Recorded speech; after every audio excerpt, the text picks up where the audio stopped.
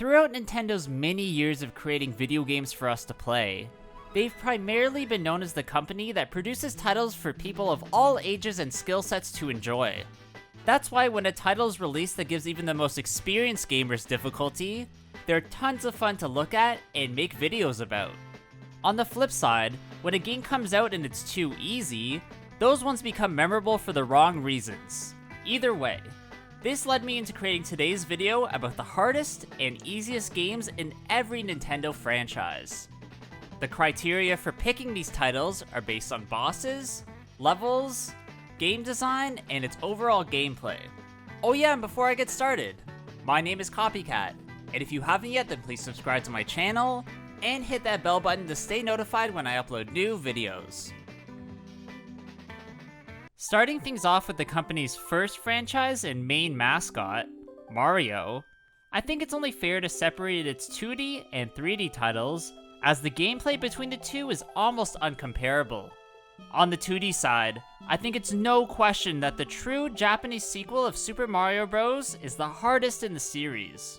Released in North America, inside of Super Mario All-Stars on the SNES, this game was almost intentionally made difficult for players who had mastered the original and wanted a new challenge. This was seen in the title's level layout, which at times can contain difficult jumps, tough enemies, and weird maze-like sections that can send you back to the start if you take the wrong path. This can definitely make things very frustrating, and I'm not gonna lie, when I played this game years later and I had forgotten all the routes, it took me ages to finally complete them.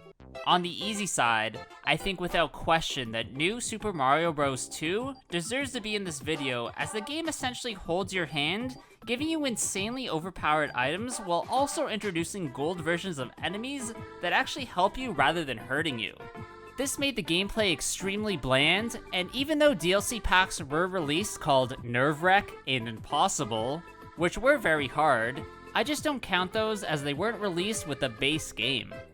Now, in terms of Mario's most difficult 3D entry, that honor would probably have to go to Super Mario Sunshine, as it really does contain some tricky platforming sections, and the added FLUDD gives you a whole other mechanic to worry about.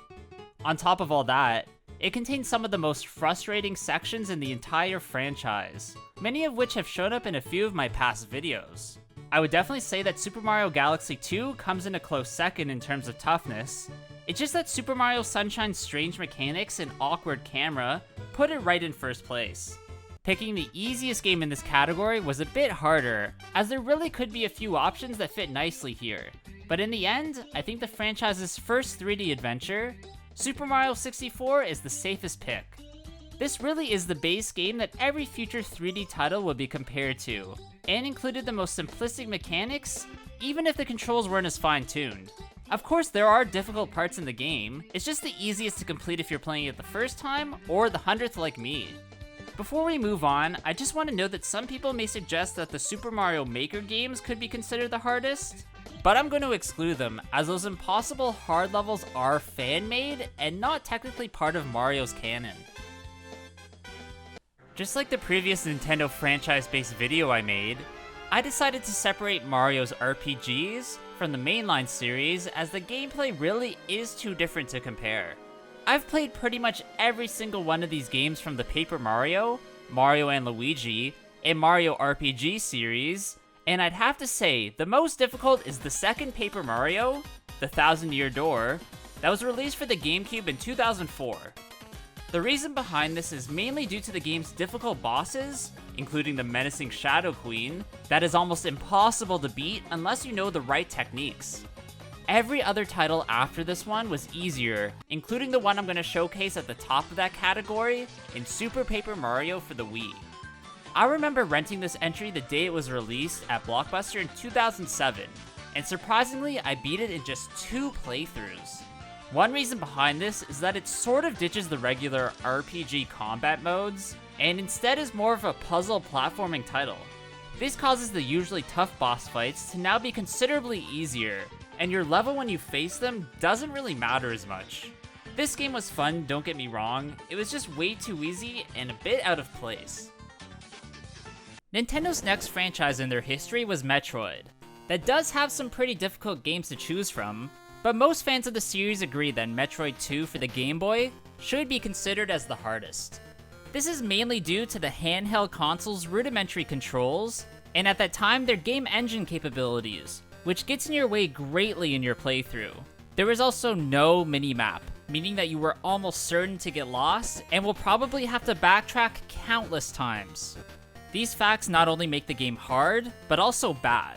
At least it was redeemed a bit when Nintendo would remake the game for the 3DS in Samus Returns, which actually was tons of fun.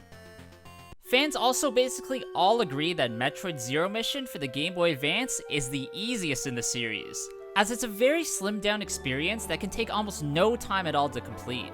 The stage layouts and style were also much more simplistic to traverse around, and there's almost no way at all you can get lost in this game, meaning you'll complete it in no time.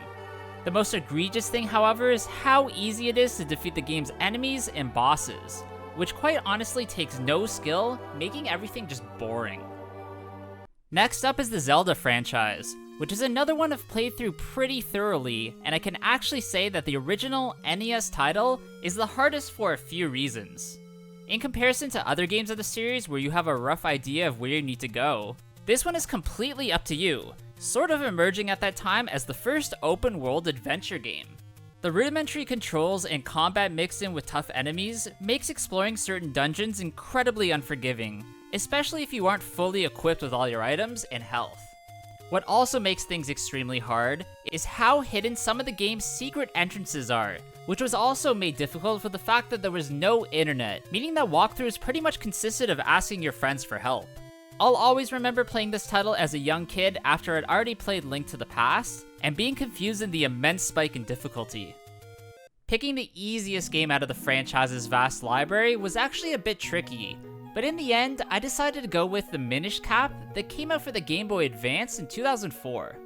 Why this title ends up in this portion of the video all has to do with the cutesy style and gameplay that Nintendo decided to go with, on top of the fact that there are a very limited amount of dungeons to explore. The one time I played and beat this title, I just never once felt the feeling of being in danger like I had in other moments in the series. I generally find that the next franchise we're gonna look at, Donkey Kong, intentionally produces difficult games, but if I had to pick just one, then that honor would have to go to Donkey Kong 64. Although there are several different things that make this N64 title so hard, like its tough bosses, its intricate level design, and its scaled up amount of things to collect, it's just that the most challenging thing about it is actually its controls. This is also exemplified by the game's almost horrendous camera, making sections that should be easy, now difficult. I guess I should also mention the hardest Donkey Kong Country game, as DK64 was an outlier and almost feels like it shouldn't exist. That being said, my pick would have to be Donkey Kong Country Returns, which was released for both the 3DS and Wii in 2010. I remember playing this title when it was released, being a huge fan of the series, and was actually surprised to find that it wasn't a game that held your hand. The gameplay felt considerably faster than what I remember, and they added insane levels like the rocket barrel ones that took a long time for me to complete and get used to.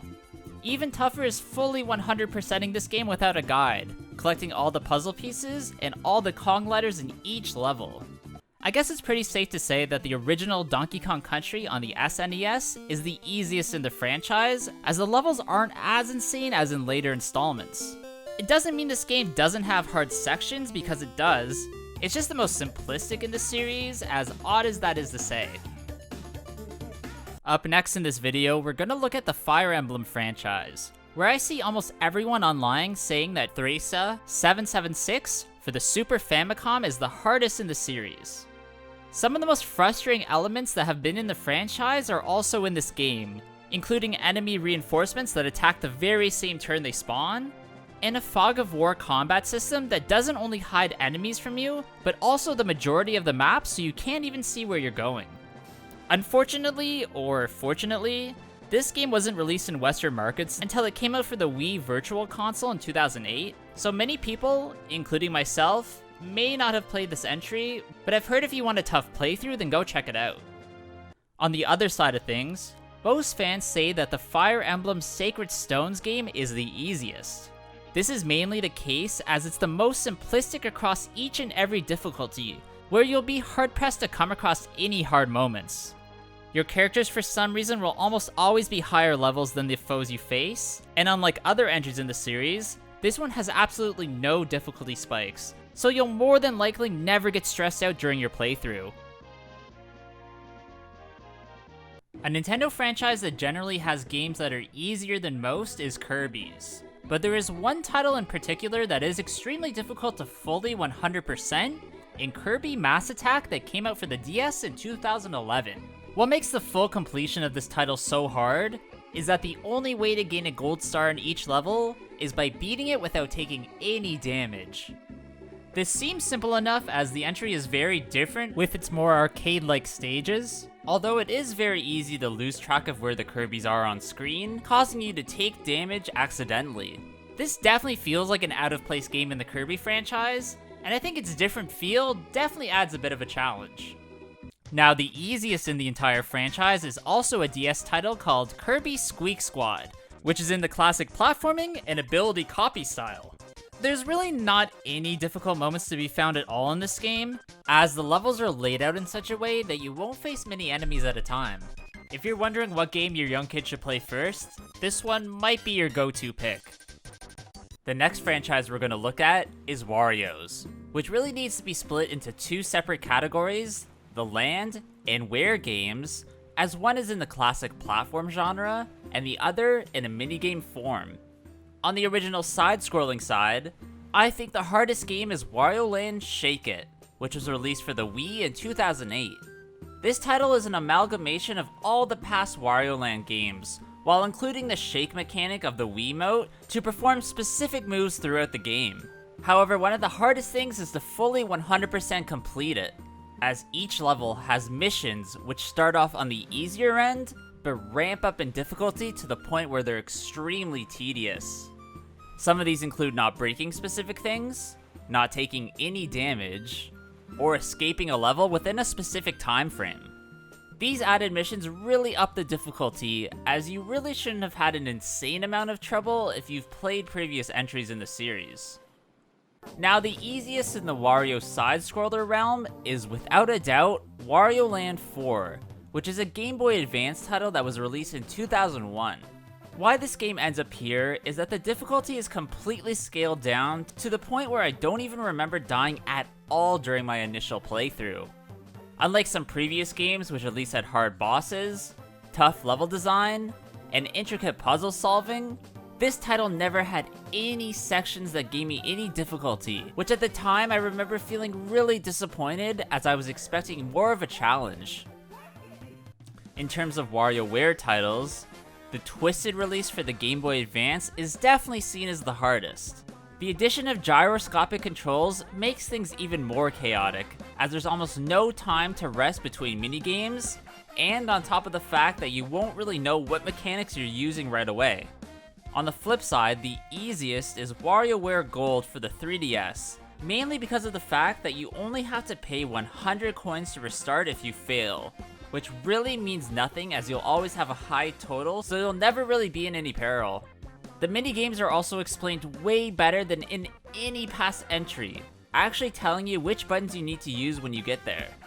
Also, using the touchscreen as a main mechanic in this game, which for some reason to me seems more simple than using buttons or the gyroscope. The Yoshi series of games is another Nintendo franchise that tends to be on the easier side of things, but does at least have one game I consider hard in Yoshi's Island DS, which was released on that dual screen system in 2006. This game is meant to be a follow-up to the SNES classic Super Mario World 2, possessing basically the same mechanics, but with the difficulty bumped up just a bit. The introduction of the second screen also added an interesting element, as you can now see much more of the stage, incentivizing you to explore. However, at times, this could also mess you up, as they aren't perfectly synced together, so things can seem a bit wonky. This is really the last time I remember a game in the series feeling hard at all, and to be honest, each entry has actually gotten easier, which is just a bit of a letdown. That being said, the easiest in the franchise is the latest to be released in Yoshi's Crafted World that came out for the Nintendo Switch in 2019.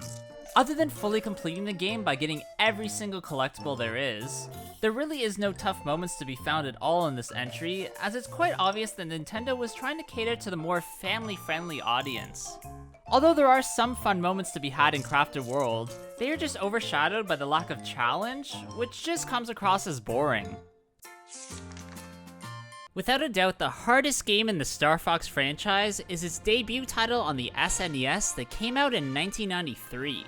This is for a myriad of reasons that all basically stem from the system not being powerful enough to run the game the way the developers intended. The frames per second in this entry are a headache, making things feel very choppy, and at times the depth perception of your surroundings are way off, causing you some confusion. What also makes things even harder is the fact that you have no aiming reticle, which in a shooting game can be a pain, especially in one with broken hitboxes.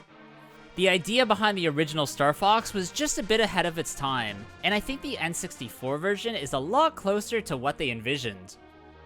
Although the remake of Star Fox 64 for the 3DS is considered by many as a much easier version than the original, I would actually have to say that the DS title, Star Fox Command, is the actual easiest in the franchise. This game just feels extremely bare bones in comparison to the others in the series, and at times it feels as if your ship pretty much has auto-aim, so getting into dogfights never seems risky. This entry has always felt weird and out of place to me, and ever since this title, Nintendo has failed to make a good Star Fox game. The very last franchise we're going to look at in this video is Pokemon's, which does have a few tough games to choose from, but most fans will say that the Pokemon Diamond, Pearl, and Platinum series of games is by far the hardest. Platinum in particular is the title we're going to focus on here, as it has one of the most balanced Pokédex in the franchise, some of the strongest gym leaders, and one of the toughest Elite Four, which all builds up to the final showdown against Cynthia. You'll almost definitely be underleveled when you encounter her, and she has a very strange lineup of Pokemon, meaning that if you don't have the right matchups, then you'll easily lose. Now, if you watch my recent video on the worst game in every Nintendo franchise, then you'll know that Let's Go Eevee and Let's Go Pikachu took that honor, as it's literally the 12th and 13th time a game in the series has taken place in the Kanto region. This also makes this set of games the absolute easiest, as Nintendo didn't even try to change too much of the world you travel throughout, meaning that for veteran gamers, there really wasn't much replayability. Alright, that's gonna be it for today's video, guys. I really hope you did enjoy this one. If you did, please leave a like, comment below what you thought about it, and of course subscribe to my channel. Also, I do have an Instagram at Copycat Gamer, so go give it a follow. There I upload some cool clips and items from my collection that you won't see anywhere else. Hope you guys all have a good day, and I'll see you all in the next one. Bye!